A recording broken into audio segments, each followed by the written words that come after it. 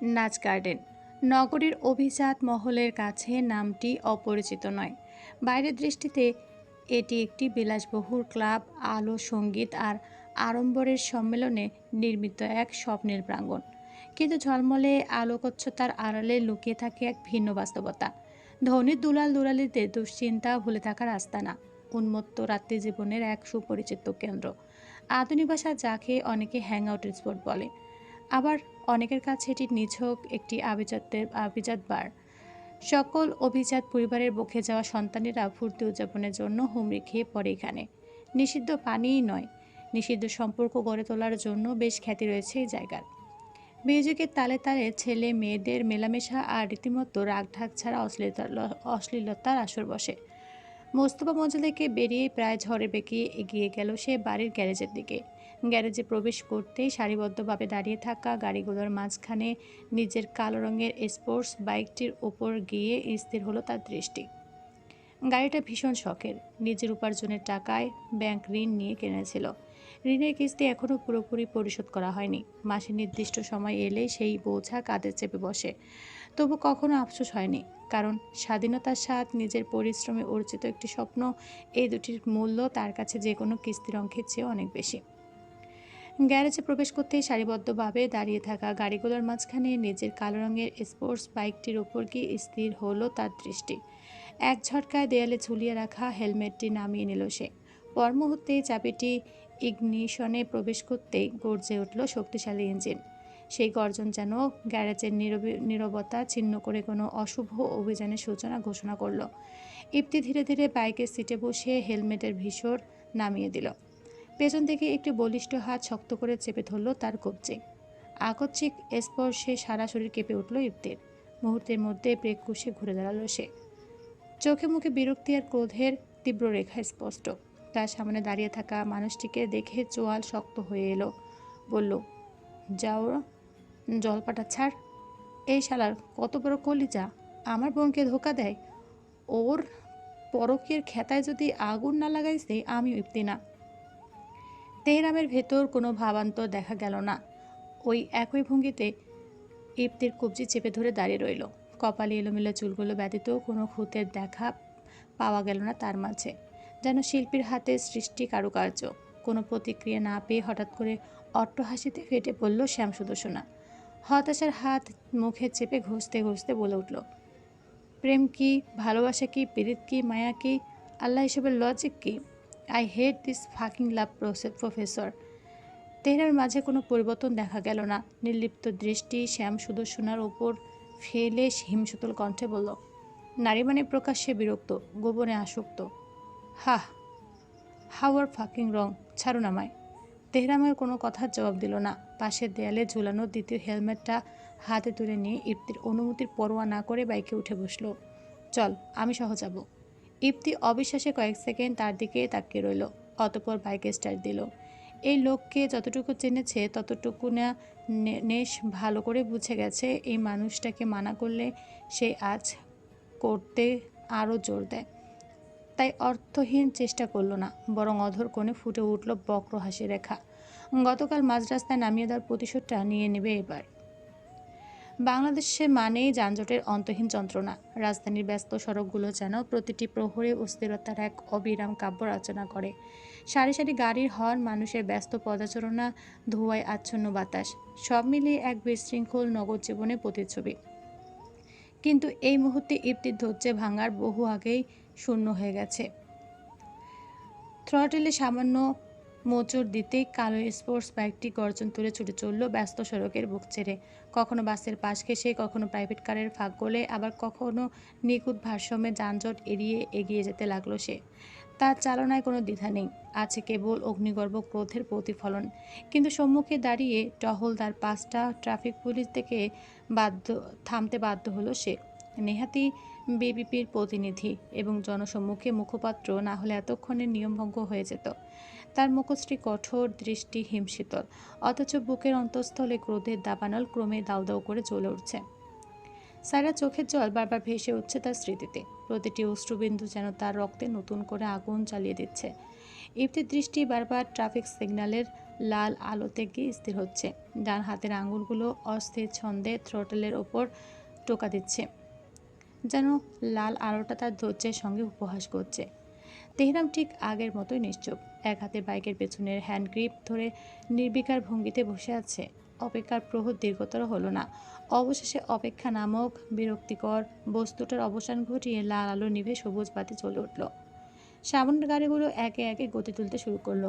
ইপ্তি তাড়াহুড়ো করলো না, বরং কয়েক সেকেন্ড স্থির হয়ে দাঁড়িয়ে রইল।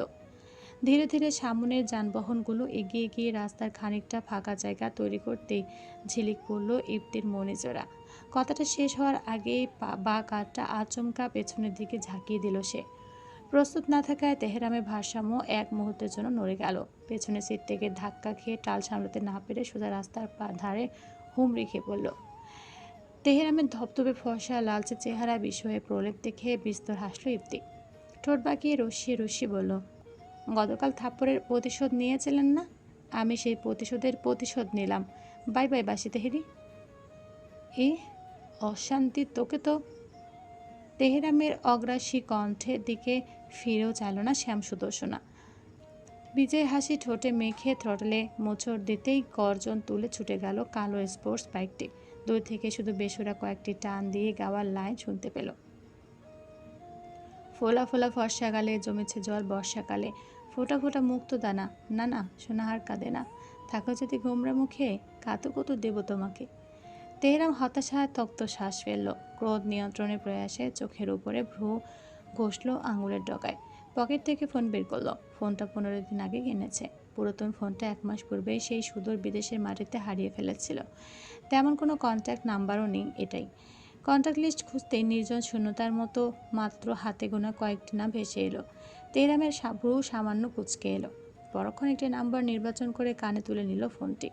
ওপাশ থেকে কল রিসিভ হতেই শান্ত সংক্ষিপ্ত স্বরে বলল, মেন রোডে আছে, একটা বাইক পাঠাও।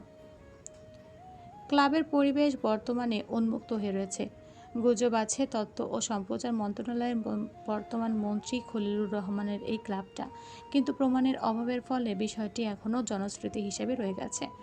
তবে প্রভাবশালী মহলের অলিখিত ছত্রছায়া যে প্রতিষ্ঠানটিকে ঘিরে রয়েছে তা এখানে প্রবেশ করলে সহজে অনুমান করা যায়। এ কারণে হয়তো দিন রাত 24 ঘন্টায় ক্লাবটির দ্বার উন্মুক্ত থাকে। নিয়মকানুন যেন এখানে কেবল আনুষ্ঠানিক, এখানে সাধারণ মানুষের প্রবেশাধিকার নেই। রাজনৈতিক, শিল্পপতি, বহুজাতিক প্রতিষ্ঠানের উচ্চপদস্থ কর্মকর্তা, প্রভাবশালী ব্যবসায়ী এবং তাদের উত্তরাধিকারীরাই মূলত এই আড়ম্বরপূর্ণ আসরের নিয়মিত অতিথি। ডান্স ফ্লোরে তরুণ তরুণীরা সঙ্গীতের তালে সম্পূর্ণ বেপরোয়া উচ্ছ্বাসে মেতে উঠেছে। ব্যক্তিগত সীমারেখা কিংবা সামাজিক সংকোচ কোনোটি যেন এই আলোকমালার নিচে বিশেষ গুরুত্ব বহন করে না। চারদিকে শুধু উচ্ছৃঙ্খল আনন্দ আর অবাধ মেলামেশা। হলের এক কোণের ভিআইপি লাউঞ্জে আজ সোহাভঙ্গিতে বসে আছে আরিয়ান। হাতে ধরা ক্রিস্টালের গ্লাসের বিয়ারে একের পর এক চুমুক দিচ্ছে। অলস ভঙ্গিতে গ্লাসে চুমুক দিতে দিতে পাশ ফিরে চাইল আরিয়ান। লাস্যময়ী ভঙ্গিমায় গা ঘেঁষে বসে আছে রায়া জাহান। তার বস রাকিব জাহানের একমাত্র মেয়ে। এই মেয়ের মাঝে চোখে পড়ার মতো কিছুই দেখতে পায় না সে, রুচিও আসছে না। হঠাৎ আরিয়ানের সর্পের ন্যায় তীক্ষ্ণ নয়নজোড়া নিবদ্ধ হলো সদর দরজার দিকে। লম্বা পদক্ষেপে এদিকে এগিয়ে আসছে এক রমণী। এগিয়ে আসতে আসতে পা থেকে শুভ্র রঙের স্নিকার্স খুলে হাতে নিল ইফতি। চোখের মাঝে আগুন জ্বলছে তার। ইফতিকে দেখে তড়াক করে উঠে দাঁড়ায় আরিয়ান। কোনো সতর্কতার বার্তা ছাড়া বিদ্যুৎ গতিতে হাত বাড়ালো সে। দীর্ঘকার অবয়বটার কলার খুঁজে পেতে খুব একটা সমস্যা হলো না তার। কলার টেনে নিজ বরাবরে এনে শটান বসিয়ে দিল শুভ্র বর্ণের তুলতুলে নরম গাল বরাবর। ইফতি ছাড়ো, কি করছো কি? আমি তোমার দুলাভাই। শেষ বাক্যটি উচ্চারিত হতেই সপসপ 2 গালের জুতো বাড়ির সাথে চেঁচিয়ে উঠল। শুয়োরকে নিজের স্থান বুঝিয়ে দিতে হয়, না হলে সে যে নর্দমা প্রাণী এটা ভুলে নিজেকে পবিত্র ভাবতে শুরু করে। প্রচণ্ড অভিঘাতে আরিয়ানের মাথায় একপাশে কেঁপে উঠল। ক্লাব জুড়ে বেজে চলা বিকট সঙ্গীতের মাঝেও সেই শব্দ যেন আশেপাশের মানুষের দৃষ্টি আকর্ষণ করল। রায়া আতঙ্কে চিৎকার করে উঠল, হেই ইউ, ছাড় আমার অরিকে। মেয়েটার দিকে ফিরেও চাইল না ইফতি। আরিয়ানকে মারতে মারতে সোফায় ফেলে বুকের উপর পা তুলে দিল।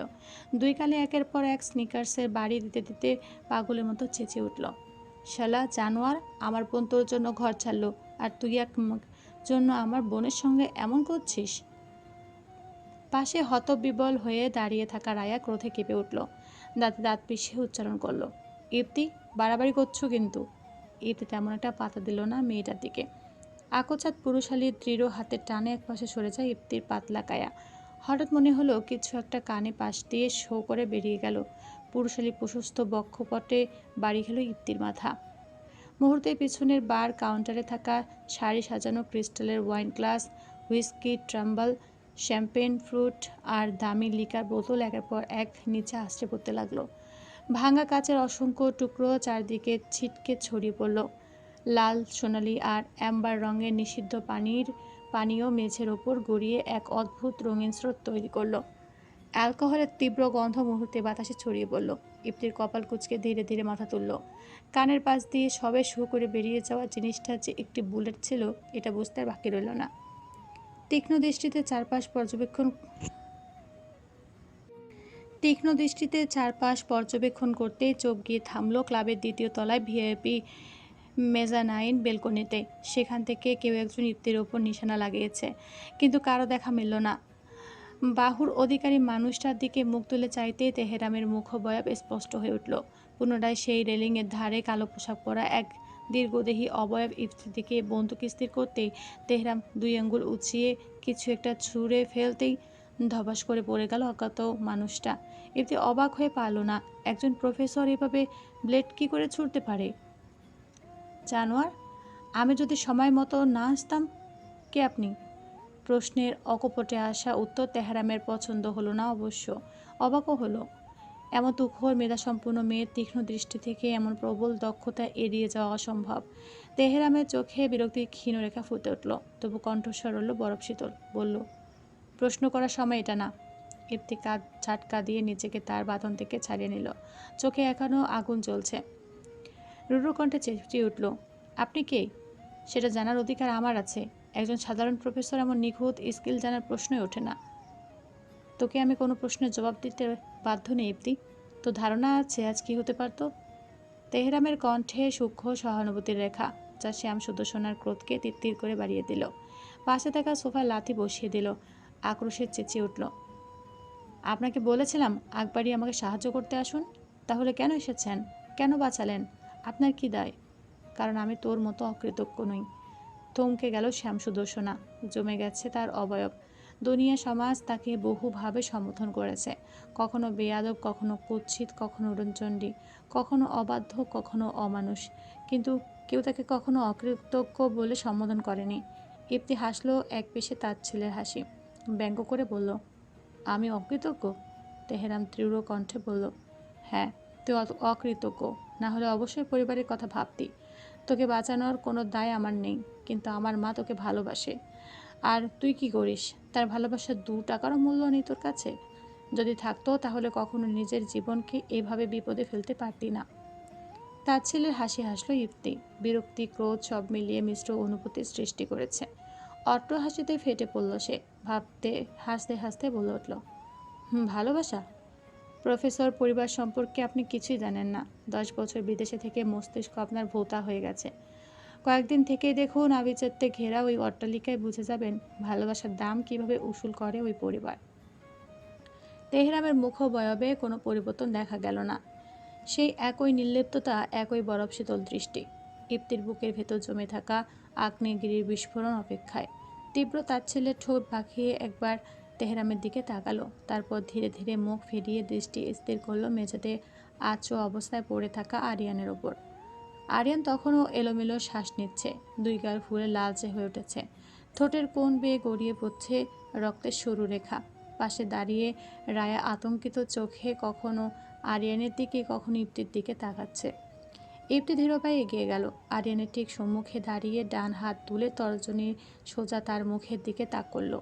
চোখ দুটো এতটাই শীতল যে সেখানে এক বিন্দু দয়ার অস্তিত্ব নেই। কর্কশ দৃঢ় কণ্ঠে উচ্চারণ করল, আজ তোকে ছেড়ে দিচ্ছি। এটাকে ক্ষমা ভাবিস না, সুযোগ ভাব। আরিয়ানের কাঁধ কেঁপে উঠল। ইপ্তির কণ্ঠ আরও কঠিন হয়ে এলো। বলল রূঢ় কণ্ঠে, শুধরে যাওয়ার সুযোগ দিচ্ছি। নিজের স্ত্রী আর মেয়ের কাছে ফিরে যা। যে মেয়েটা তোর জন্য নিজের পরিবার ছেড়েছিল তার চোখের জল মুছে দে। বলে হনহনিয়ে দরজার দিকে হাঁটতে শুরু করলো। পথে তেহরামের পাশ দিয়ে যাওয়ার সময় একবারও তার দিকে তাকালো না, যেন লোকটার অস্তিত্বই নেই। তেহরাম স্থির দাঁড়িয়ে রইল, তার দৃষ্টি শুধু ইফতির দূরে সরে যাওয়া পিঠের উপর নিবদ্ধ। কয়েক মুহূর্ত পর ক্লাবের ভারী কাচের দরজা ঠেলে বাইরে বেরিয়ে গেল ইফতি।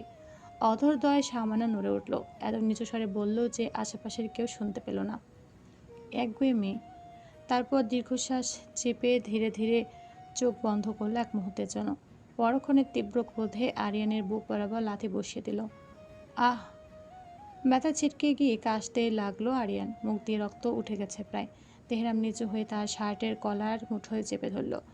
দুহাত মুহূর্তে দুজনের মুখে দ্রুত কয়েক ইঞ্চিতে নেমে এলো। তার কণ্ঠস্বর নিচু, কিন্তু প্রতিটি শব্দ মৃত্যুদণ্ডের ঘোষণার মতো ভারী। বলল, তোর জন্য ওই লিমিটলেস বেয়াদবের যদি আজ কিছু হয়ে যেত, জাস্ট খুন করে ফেলতাম আমি। আরিয়ানের চোখ বিস্ফোরিত নয়নে চাইল ফর্সা বর্ণে লালচে মুখবিবরের দিকে। সায়রার কাছে তেহরামের ব্যাপারে শুনেছিল অনেকবার, কিন্তু সায়রা ভাষ্যমতে তেহরাম মানুষটা শীতল রক্তের অদ্ভুত প্রাণী, কিন্তু এই পুরুষকে দেখে কোনোভাবে তেমন লাগছে না। তেহরাম তাকে এক ধাক্কায় মেঝেতে ফেলে দিয়ে চারপাশে ছড়িয়ে থাকা ভাঙা কাচের দিকে একবার চেয়ে কাউন্টারে 1000 টাকার কয়েকটা নোট রেখে গম্ভীর কণ্ঠে বলল, যা লস হয়েছে এখান থেকে নিয়ে নিও, আর ওখানে ওই মেয়েটা যা ভেঙেছে সেটা ওই ছেলেটার কাছ থেকে নেবে। আরিয়ানের উদ্দেশ্যে কথাটা বলে লম্বা পদক্ষেপে বেরিয়ে গেল ক্লাব থেকে। আরিয়ান ভীতি দৃষ্টিতে চেয়ে রইল তেহরামের প্রস্থান পানে। ইফতি এখানে এসেছে মানে সায়রা সব জেনে গেছে ভেবেই একরাশ আতঙ্ক ঘিরে ধরল তাকে।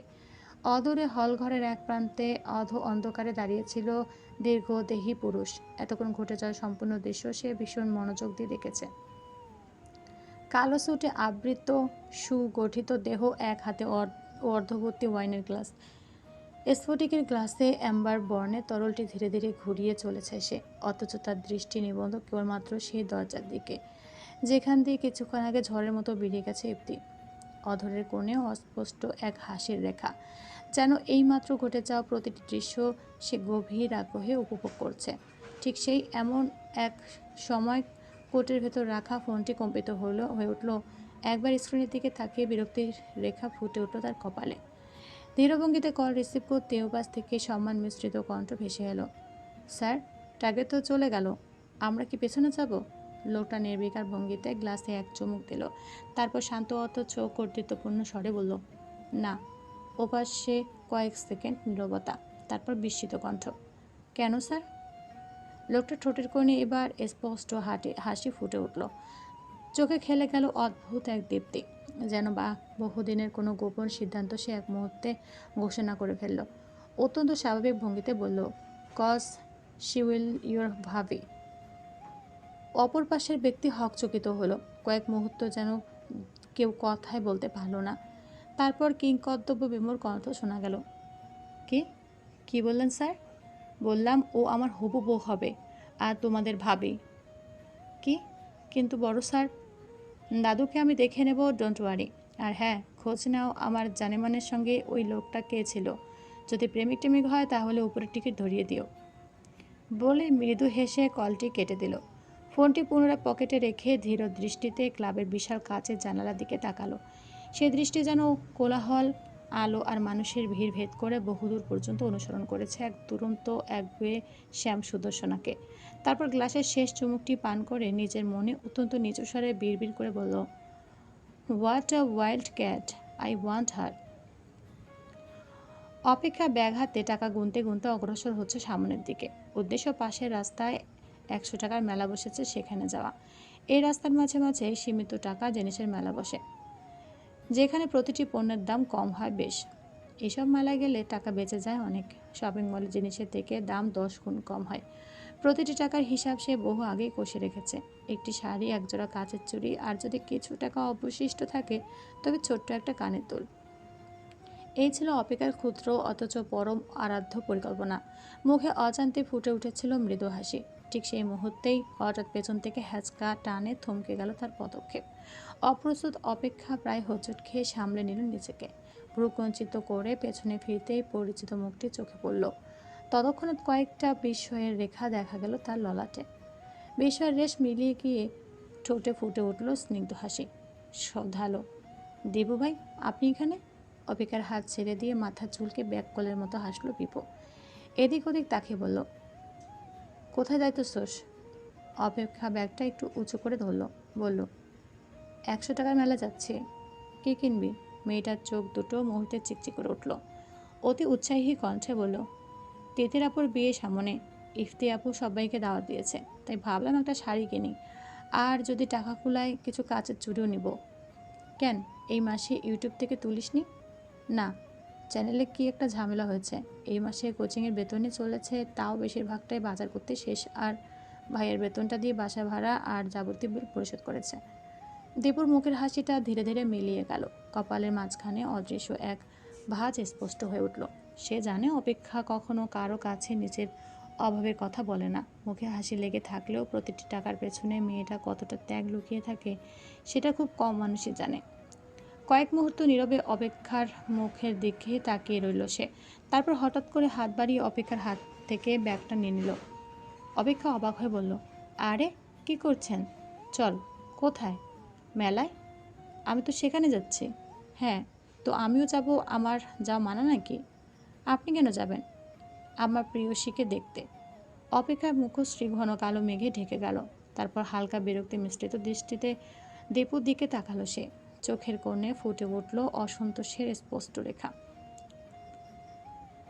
গম্ভীর স্বরে বলল, আপনার পছন্দের মানুষ আছে বলেনি তো, সেও কি মেলা আসবে?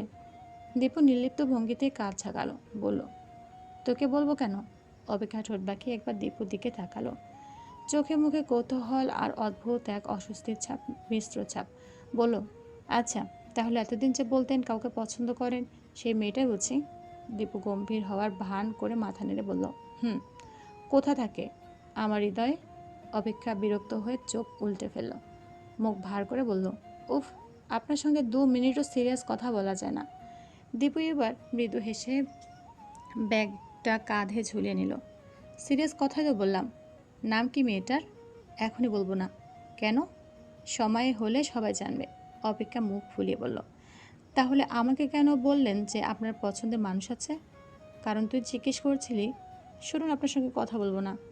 ইফতি আপুকে বলে বেধম কেলানি খাওয়াবো। আচ্ছা বাবা, খাওয়াস, চল এখন। কয়েক কদম হাঁটতেই পৌঁছে গেল কাঙ্ক্ষিত স্থানে। মানুষের কোলাহল, ফেরিওয়ালাদের ডাক আর শিশুদের উচ্ছ্বাসে চারপাশ মুখরিত। সেই জনসমুদ্রের দিকেই পাশাপাশি হাঁটতে লাগলো দুজন। মানুষের ঢল যেন রঙিন ঢেউ হয়ে ছুটে চলেছে মেলার এক প্রান্ত থেকে অপর প্রান্তে। বাঁশের খুঁটিতে ঝোলানো ঝলমলে বাতিগুলো সন্ধ্যার আবছা অন্ধকারে ক্ষুদ্র ক্ষুদ্র নক্ষত্রের মতো জ্বলছে। কোথাও কাঁচের চুরির টুংটাং শব্দ, কোথাও ফেরিওয়ালাদের টানটান হাঁক, কোথাও আবার শিশুদের উচ্ছ্বাসিত হাসি। সব মিলিয়ে চারপাশে যেন প্রাণচাঞ্চল্যে স্পন্দিত। অপেক্ষা এক দোকান থেকে আরেক দোকানে ছুটে বেড়াচ্ছে। তার চোখ দুটো বিস্ময়ে উজ্জ্বল। প্রতিটি শাড়ি হাতে নিয়ে মনোযোগ দিয়ে দেখছে। কখনো রং মিলিয়ে দেখছে, কখনো কাপড়ের বুনন আঙুলের ডগায় ছুঁয়ে অনুভব করছে। আর দীপু, সে যেন মেলায় আসেনি। তার সমস্ত দৃষ্টি নিবদ্ধ কেবল একটি মানুষের ওপর। মেয়েটার মুখে ফুটে ওঠা শিশুসুলভ উচ্ছ্বাস, সামান্য কিছু পেয়ে নিঃস্বার্থ আনন্দে ভরে ওঠা চোখ দুটি, দরদাম করার সময় কপালে পড়ে যাওয়া এলোমেলো চুল, প্রতিটি ক্ষুদ্র মুহূর্তকে যেন এমন মুগ্ধতায় দেখছিল যেন পৃথিবীর সবচেয়ে দামি দৃশ্য তার সামনে উপস্থিত। অপেক্ষা হঠাৎ একটি দোকানের সামনে থেমে গেল। রঙিন শাড়ির স্তূপের মাঝখান থেকে সে অত্যন্ত যত্ন করে দুটি শাড়ি বের করলো। একটি হালকা আকাশি রঙের, যার আঁচলে সূক্ষ্ম সাদা কারুকাজ, অন্যটি গাঢ় বেগুনি সোনালি পাড়ে অলঙ্কৃত। মেয়েটার চোখে আনন্দের ঝিলিক নেচে উঠল, বলল, চাচা, এই দুইটা খুলে দেখান তো। দোকানদার হাসি মুখে শাড়ি দুটি মেলে ধরতে অপেক্ষা মুগ্ধ হয়ে তাকিয়ে রইল। সে আকাশি শাড়িটা নিজের গায়ের সঙ্গে মিলিয়ে দেখল। তারপর বেগুনি শাড়িটা বুকের কাছে ধরে মৃদু হাসল। দেবু অবাক হয়ে জিজ্ঞেস করল, দুইটা নিবি? অপেক্ষা স্নিগ্ধ হেসে মাথা নেড়ে বলল, হুম, একটা আমার জন্য আর একটা মায়ের জন্য। কথাটা বলার সময় তার কণ্ঠে এমন এক নির্মল ভালোবাসার সুর ছিল যা শুনে দীপুর বুকের ভেতর অদ্ভুত এক কোমল অনুভূতি জেগে উঠল। সে নিঃশব্দে অপেক্ষার দিকে তাকিয়ে রইল। মেয়েটা নিজের জন্য শাড়ি কেনার আগে মায়ের জন্য শাড়ি বেছে নিয়েছে। এমন মানুষকে ভালো না বেশে থাকা চায়। কিছুক্ষণ পর অপেক্ষার দৃষ্টি গিয়ে থামলো পাশের র্যাকে ঝোলানো আরেকটি শাড়ির ওপর। অদ্ভুত সুন্দর ময়ূর নীল রং, আঁচল জুড়ে সূক্ষ্ম জরির কাজ, যেন নীল আকাশে রূপালি চাঁদের আলো ছড়িয়ে আছে। শাড়িটা দেখে তার নিঃশ্বাস আটকে গেল। ধীরে ধীরে এগিয়ে গিয়ে কাপা হাতে কাপড়টা স্পর্শ করলো। চোখে স্পষ্ট মোহ। খুব আস্তে বলল, আহা, কি সুন্দর। দোকানদার হাসতে হাসতে শাড়িটা নামিয়ে দিল। বলল, আপা, একবার গায়ে ধরে দেখেন, আপনারে খুব মানাইব। অপেক্ষা সংকোচ ভেঙে শাড়িটা কাঁধে জড়িয়ে আয়নার সামনে দাঁড়ালো। দীপু যেন থমকে গেল মেয়েটার এহেন রূপে। শাড়িটা যেন এই অষ্টাদশীর জন্যই তৈরি হয়েছে। অপেক্ষা নিজের প্রতিচ্ছবির দিকে তাকিয়ে মুগ্ধ হাসলো। তারপর একটু ইতস্তত করে জিজ্ঞেস করলো, চাচা, এটার দাম কত? দোকানদার নির্বিকার কণ্ঠে বলল, এটার দাম মেলা আফা, মেলার জন্য না, প্রায় 1200 টাকা। মুহূর্তে অপেক্ষার হাসিটা নিভে গেল। চোখের আলো যেন ধীরে ধীরে ম্লান হয়ে এলো। সে আর একবারও শাড়িটার দিকে তাকালো না। অত্যন্ত যত্ন করে শাড়িটা ভাঁজ করে দোকানদারের হাতে ফিরিয়ে দিয়ে মৃদু হাসল। বলল, না চাচা, থাক। দোকানদার বলল, কমানো যাইব আফা? অপেক্ষা মাথা নেড়ে শান্ত স্বরে উত্তর দিল, না, আমার বাজেটের বাইরে। কথাটা বলে নিজের ছোট্ট ব্যাগটা আরও শক্ত করে আঁকড়ে ধরল। তারপর একবারও পেছনে না তাকিয়ে ধীর পায়ে অন্য দোকানের দিকে হাঁটা শুরু করলো। দীপু কিয়ৎকাল চেয়ে রইল শাড়িটার দিকে, অতপর ছুটল অপেক্ষার পিছনে। বিভিন্ন রঙের কাশ্মীরি চুড়িগুলো বাতির আলোয় চিকচিক করছে। লাল, সবুজ, নীল, গোলাপি, সোনালি রঙের যেন শেষ নেই। অপেক্ষার চোখ দুটো আবারও উজ্জ্বল হয়ে উঠল। সে সাবধানে একটি হালকা আকাশি রঙের চুড়ির সেট হাতে তুলে নিল। আঙুলের ডগা দিয়ে ছুঁয়ে দেখল সূক্ষ্ম নকশাগুলো।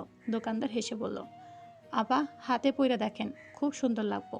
অপেক্ষা মৃদু হেসে চুড়িগুলো কবজির কাছে ধরল। মুহূর্তের জন্য মনে হলো, যদি যদি আজ এগুলো কিনতে পারতো। কিন্তু পরক্ষণে ব্যাগ খুলে ভিতরে থাকা 500 টাকার একমাত্র নোটটার দিকে চোখ পড়তেই হাসিটা আবার মিলিয়ে গেল। শাড়ি কিনতে 1000 টাকা শেষ হয়ে গেছে। অবশ্যই এটা 100 টাকার মেলা শুনে এসেছিল, কিন্তু এখানে শাড়ির দাম তুলনামূলক কম নিলেও অতটা কম নয়। 500 500 1000 লেগে গেছে। মায়ের ওষুধ, ডাক্তারের বলা শেষ স্ট্রিপটা আজই কিনতে হবে। রবিন ভাই এবার আর টাকা দিতে পারবে না। গত সপ্তাহে কত কষ্ট করে সংসার চালিয়েছে মানুষটা। নিজের ইচ্ছাটাকে নিঃশব্দে গলা টিপে মেরে ফেলল অপেক্ষা।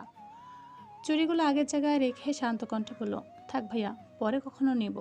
দোকানদার কিছু বলতে গিয়েও থেমে গেল। অপেক্ষা আর এক মুহূর্ত সেখানে দাঁড়ালো না, ধীর পায়ে মেলা থেকে বেরিয়ে এলো। বেরিয়ে সেই দিক সেদিক তাকিয়ে দীপুর খোঁজ করলো, কিন্তু নেই। বোধহয় তার প্রিয়সীর সঙ্গে দেখা করতে গেছে ভেবে হাঁটা দিল। ব্যাগটা কাঁধে একটু ভালো করে তুলে নিয়ে পাশের ছোট্ট একটি ফার্মেসির সামনে দাঁড়ালো।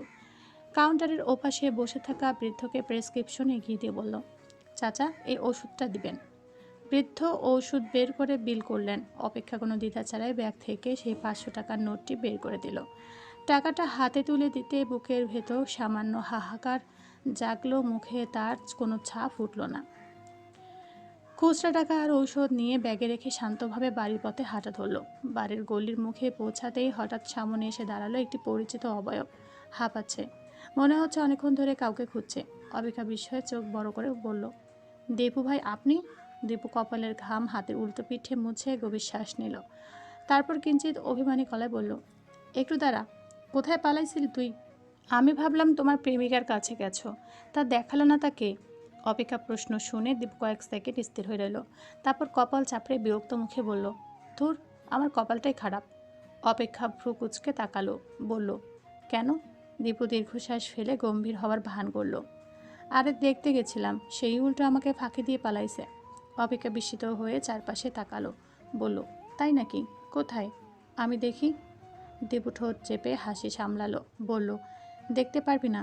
কেন? কারণ সে আমার সামনে দাঁড়িয়ে আছে, তাও নিজেরে চিনতে পারতেছে না। অপেক্ষা কিছুক্ষণ নির্বাক হয়ে তার দিকে তাকিয়ে রইল। তারপর ভেবে নিল দীপু আবারও নিশ্চয় মজা করছে। চোখ উল্টে বলল, আপনার এসব ধাঁধার কথা শুনতে আমার ভালো লাগে না। ধাঁধা না, সত্যি। আচ্ছা ঠিক আছে, আমি যাই, বলে পাশ কাটিয়ে চলে যেতে নিল অপেক্ষা। এই দাঁড়া। দীপুর ডাক শুনে থেমে গেল সে। কি? দীপু কয়েক মুহূর্ত নীরবে তার মুখের দিকে তাকিয়ে রইল। তারপর পেছন থেকে ধীরে ধীরে একটা শপিং ব্যাগ সামনে এগিয়ে দিল। এটা ধর। অপেক্ষা বিস্ময়ে ব্যাগটার দিকে তাকালো। এটা কি? জানি না, বলে ছুটে চলে গেল। অপেক্ষাকে কিছু বলার সুযোগ দিল না। অপেক্ষা অবাক হয়ে চেয়ে রইল। লোকটা হাওয়ার মতো এলো আর গেল। কিছু অপেক্ষা কিছুক্ষণ স্থির দাঁড়িয়ে রইল, হাতে ধরা শপিং ব্যাগটার দিকে একবার তাকালো, আবার দীপু চলে যাওয়ার পথের দিকে। ভ্রু কুঁচকে বিড়বিড় করে বলল, অদ্ভুত মানুষ একটা। কৌতূহল আর দ্বিধা টানাপোড়েনে শেষ পর্যন্ত ব্যাগটা খুলল সে। ভেতরে চোখ পড়তে তার নিঃশ্বাস যেন থেমে গেল। ময়ূর নীল রঙের সেই শাড়ি, যে শাড়িটার আঁচলে হাত বুলিয়ে কয়েক মুহূর্ত আগে নিঃশব্দে নিজের ইচ্ছাটাকে হত্যা করেছিল। শাড়িটার ওপর পরিপাটি করে রাখা হালকা আকাশি রঙের কাচের চুড়ি সেট, আর তার নিচে ছোট্ট একটি কাগজ। পরিস, পেতনি লাগবে না, সুন্দরই লাগবে। অপেক্ষা না চাইতেও হেসে ফেলল। ওই হায়দার, গেট খোল। তীব্র আক্রোশে বাংলাদেশের বর্তমান প্রধানমন্ত্রীর বাসভবনের সম্মুখে দাঁড়িয়ে অনবরত চিৎকার চেঁচামেচি করছে ইফতি। প্রধানমন্ত্রীর বাসভবনের চারপাশ জুড়ে নিশ্ছিদ্র নিরাপত্তা। একে সবাই হায়দার নিবাস নামেও চেনে। বিশাল লোহার গেটটি কালো ইস্পাতে নির্মিত, যার গায়ে রাষ্ট্রীয় প্রতীক খোদাই করা। গেটের দুই পাশে কয়েক স্তরের নিরাপত্তা ব্যারিকেড। সশস্ত্র বিশেষ নিরাপত্তা বাহিনীর সদস্যরা বুলেট প্রুফ জ্যাকেট পরে সতর্ক দৃষ্টিতে চারপাশ পর্যবেক্ষণ করছে। প্রবেশমুখে অত্যাধুনিক স্ক্যানার, সিসিটিভি ক্যামেরা আর ফেস রিকগনিশন ব্যবস্থা সর্বক্ষণিক সক্রিয়।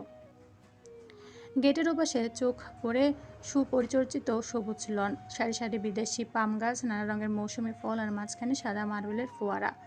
দূরে রাজকীয় স্থাপত্যে নির্মিত মূল ভবনটি সন্ধ্যার আলোকসজ্জায় আরও গম্ভীর অভিজাত হয়ে উঠেছে।